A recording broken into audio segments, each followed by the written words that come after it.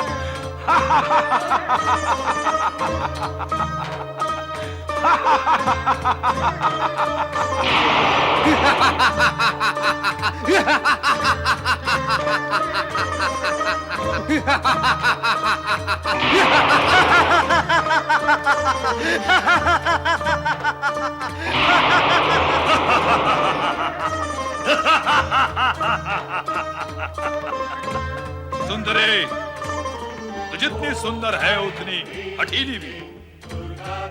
तूने महाबली महिषासुर के साथ शत्रुता करके भूल की है। उन्होंने नारी समझकर तुझ पर अब तक प्राणांतक प्रहार नहीं किया, किंतु मैं महाबली का दूत जिक्सुर तुझ पर दया नहीं करूंगा। ले भुगत अपनी दुष्टता का परिणाम।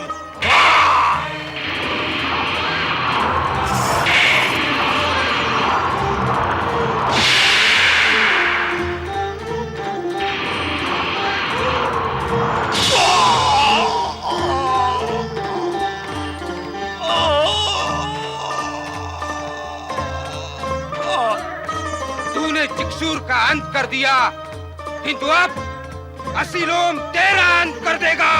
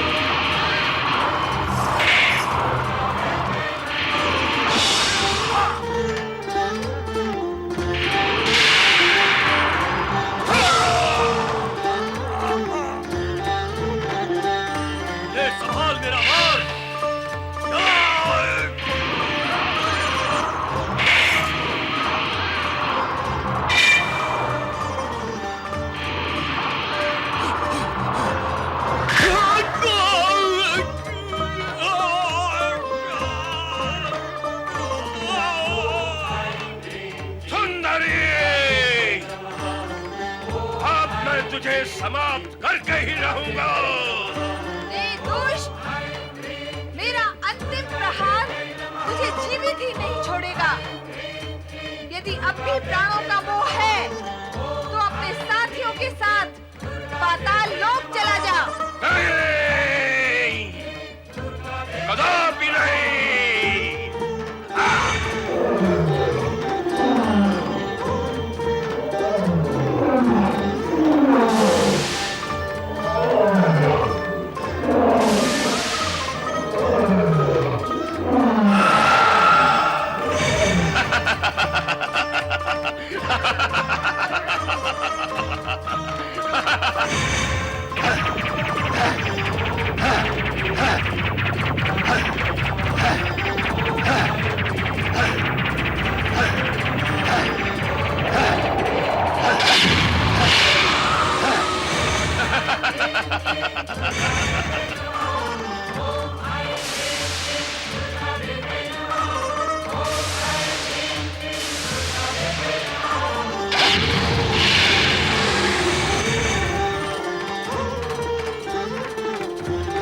अमरासुर,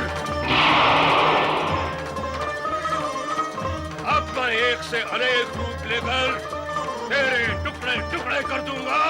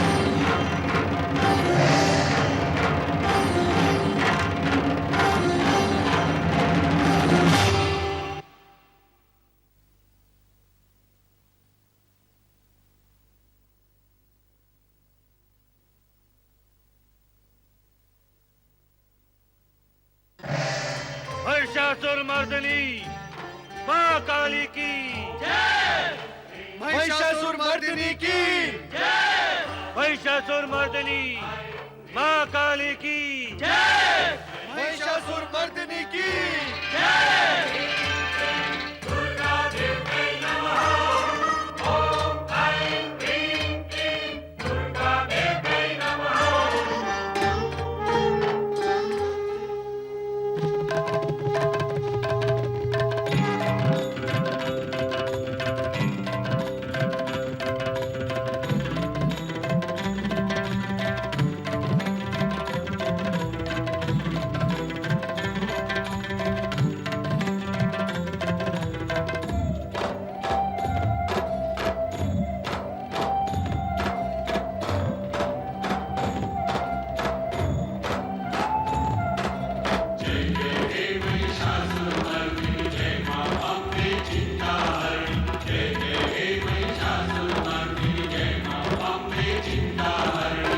धरती अंबर ताल समंदर वृक्ष लता पाषाण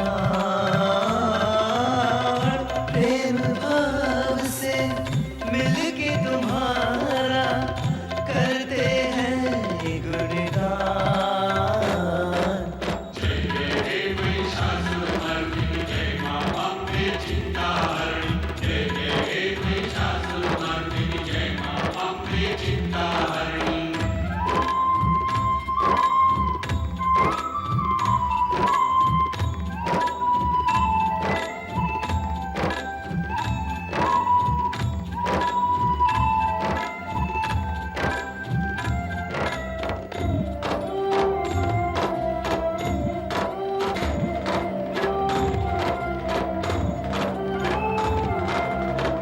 काल जय बलशाली असुर भी तुमसे हुए हैं पराजित।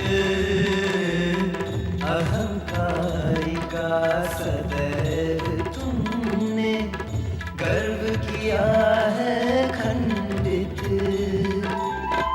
कल्याणी बन के करती हूँ सबका तुम कल्याण। प्रेम भाव से मिलके तुम्हारा करते हैं गुणगान।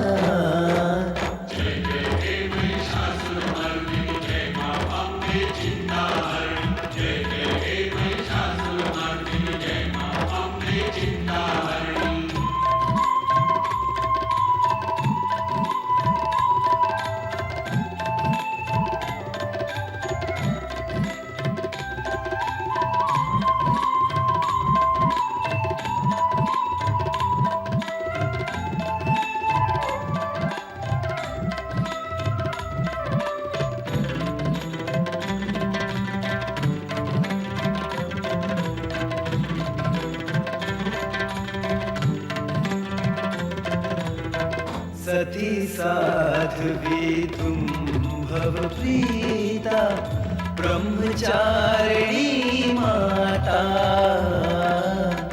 शक्ति स्वरूपा रुद्राणी हो शूलधारिणी माता। मृत्यु ने पाया है तुमसे जीवन का वरदान। प्रेम भाव से मिलके तुम्हारा करते हैं गुणगान।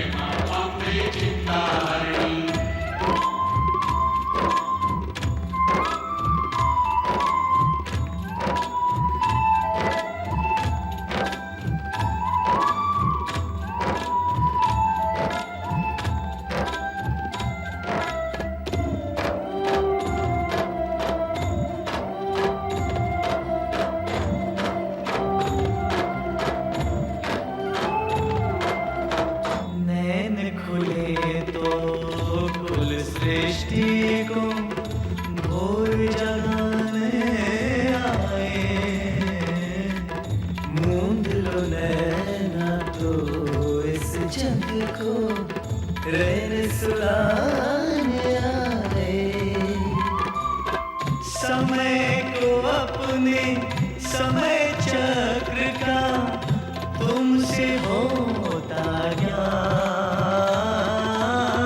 प्रेम भाव से मिलके तुम्हारा करते हैं गुणगान।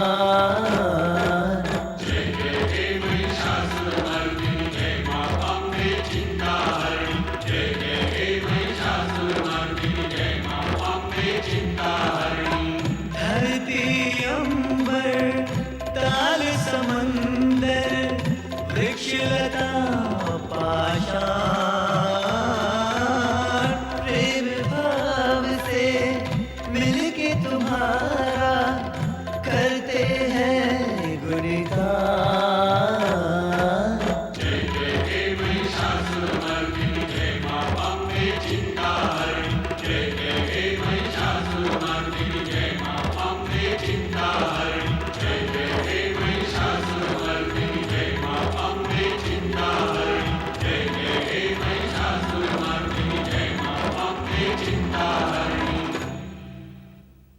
त्रिकुटी शक्तियों की प्रतीक मां दुर्गा ने महिषासुर का वध करके विश्व कल्याण का सूत्रपात किया। ये संपूर्ण विश्व भगवान शिव की रचना है। दूसरे अर्थों में कहें तो ये विश्व शिव शंकर एवं माता पार्वती के लिए चौसर की एक बिसात के समान है। नई कथाओं एवं उपकथाओं को जन्म देने के लिए वो सदा ही इस खेल को खेलते रहते हैं। इसी चौसर की बिसात पर नित्य ही अद्भुत एवं विचित्र घटनाओं की सृष्टि होती है। ऐसे ही एक दिन शिव पार्वती कैलाश के किसी एकांत स्थान पर आनंद प्राप्ति के उद्देश्य से चौसर खेल रहे हैं।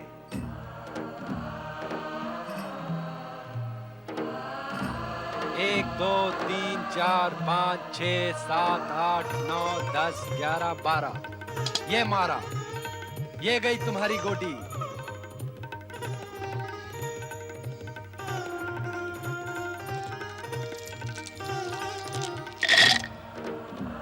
सोच के रही हो देवी, तुम भी कौड़ी फेंको।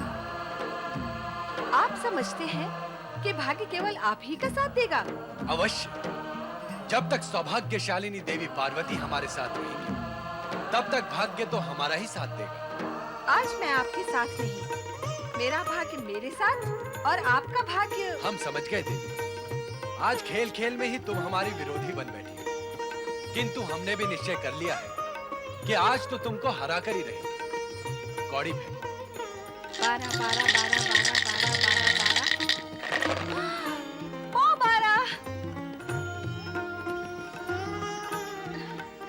1 2 3 4 5 6 7 8 9 10 11 12। आपकी पहली गोटी गई। देखा स्वामी, अब मैं जीत गई। अब मैं जीतती ही चली जाऊंगी। 12 12 12 12 12 12 12 12।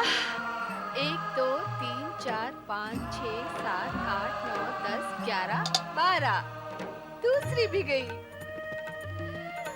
अरे स्वामी, हार का संकेत पाते ही आप रूठ गए। ये तो कोई खेल ना हुआ। तुम ही कौड़ी फेंककर जीतती जा रही हो। एक बार कौड़ी फेंककर मुझे देना चाहिए। जो जीतता है कौड़ी वही फेंकता है। जब आप जीते थे तो कौड़ी मुझे क्यों दी थी?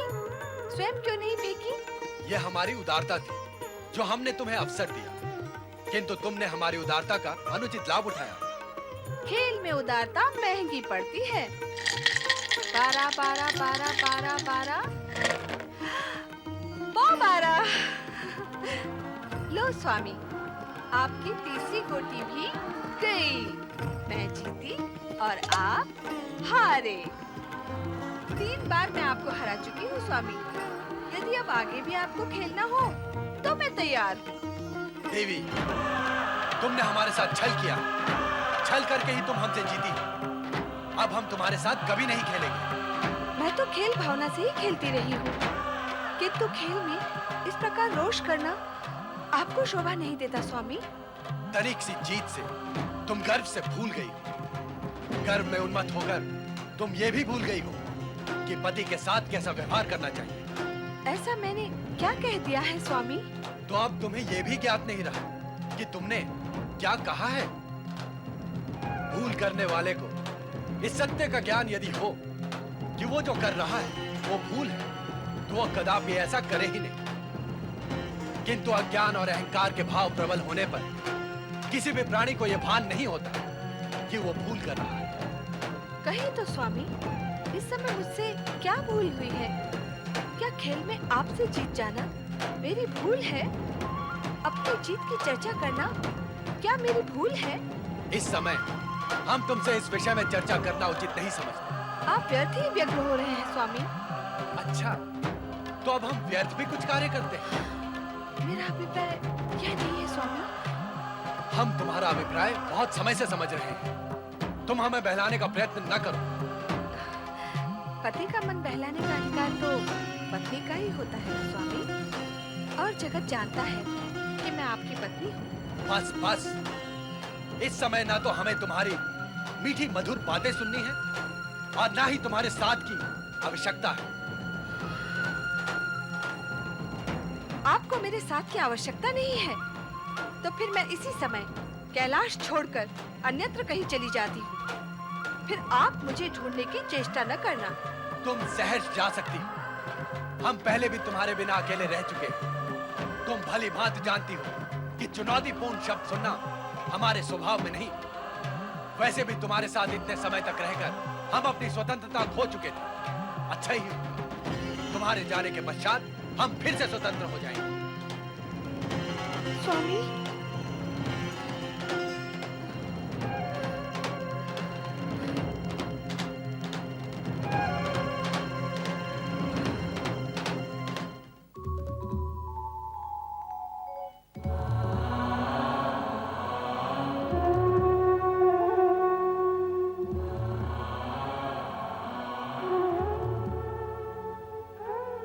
पार्वती, क्या इस तरह कैलाश से नाता तोड़कर चले जाना उचित होगा? अपने पुत्र समान नंदी और शिवगणों का भी विचार नहीं आया तुम्हें? तुम्हारे न होने पर उनकी क्या स्थिति होगी? अब कैलाश से चलकर आई हूँ तो लौटकर कैसे जा सकती हूँ? नंदी और शिवगण की चिंता करने की मुझे क्या आवश्यकता है? उनकी चिंता करने वाले शिव शंकर तो कैलाश पर बैठे ही हैं ना। किंतु प्रश्न ये है कि तुम जाओगी कहाँ और कहाँ? पिता हिमालय राज की शरण में। नहीं नहीं नहीं, वहां नहीं जाऊंगी। वहां जाने से उनकी चिंता बढ़ जाएगी और वे स्वामी के पास लौट जाने के लिए कहेंगे। नहीं, मैं वहां नहीं जाऊंगी। तो कहाँ जाओगी? किसी अज्ञात स्थान पर, जहां कोई मेरे विषय में जान भी ना सके। किंतु शिव तो अंतर्यामी है, तुम उनसे कैसे छिपी रह सकती हो? वे जान ही जाएंगे कि तुम कहाँ हो। जानते हैं तो जान ले। मेरा भी दृढ़ निश्चय है कि मैं इस बार सरलता से कैलाश नहीं लौटूंगी। वे मना मना कर थक जाएंगे, फिर भी नहीं लौटूंगी। मैं कैलाश नहीं लौटूंगी, नहीं लौटूंगी, नहीं लौटूंगी।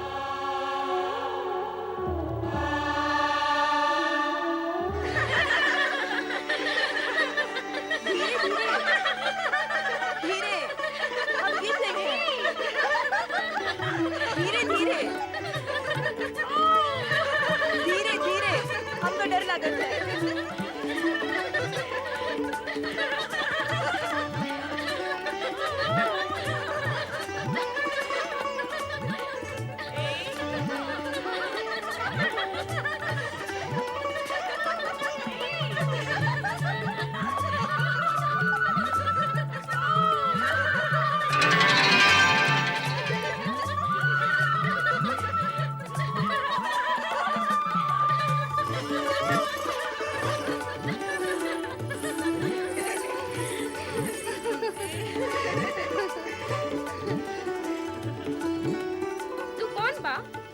कहाँ से आवत हो? हमारा नाम परबतिया है। यहाँ से तनिक दूर हिमवा गांव में हम रहते हैं। मरतवा से तनिक कहा सुनी हुई गई तो हम रूट कर यहाँ चले आए। का हमका आपन संग रखो। हाँ हाँ, काहे नाही? तुम जैसी सुंदर नर को कौन ना बोलेगा री? तुहार भरतार आवे तो भी लौट कर न जाई का, हम तो का छुपा ले। पर्वतिया झूला झूलबो? नहीं नहीं नहीं। अरे चल आ बैठ चल। अरे तू भी हमार संग बैठना। ना ना, हमका डर लागत है। अरे डर तो हमका भी लागत है, आ बैठ।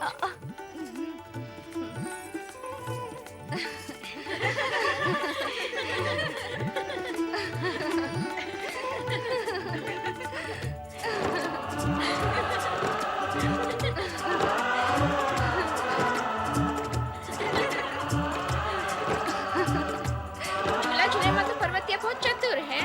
झूलन में चतुर है तो व्यवहार में अधिक ही चतुर रही होगी। क्यों रे पर्वतिया?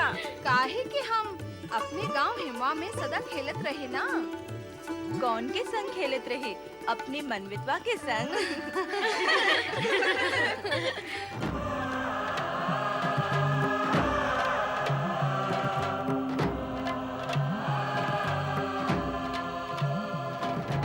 आपको मेरे साथ की आवश्यकता नहीं है, तो फिर मैं इसी समय कैलाश छोड़कर अन्यत्र कहीं चली जाती हूँ। फिर आप मुझे ढूंढने की चेष्टा न करना।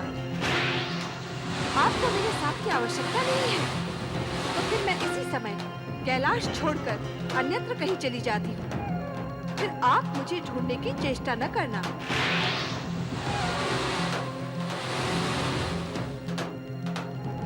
नंदी भैया, भगवान भोलेनाथ व्यग्र हैं। व्यग्र तो हम भी हैं। माता पार्वती कुछ बताए बिना न जाने कहाँ चली गई। भोलेनाथ को तो पता होगा। अवश्य ही होगा, किंतु वो स्वयं कितने व्यग्र हैं। इसका कारण तो केवल तुम ही पूछ सकते हो। जाओ ना नंदी भैया।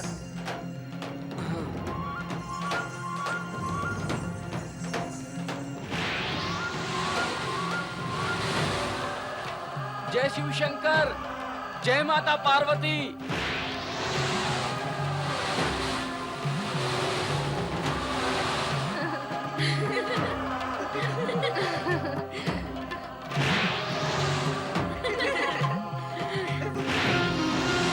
आंखें खोले भोलेनाथ और ये बताएं कि आप इतने व्यग्र क्यों हैं? माता पार्वती कहाँ हैं?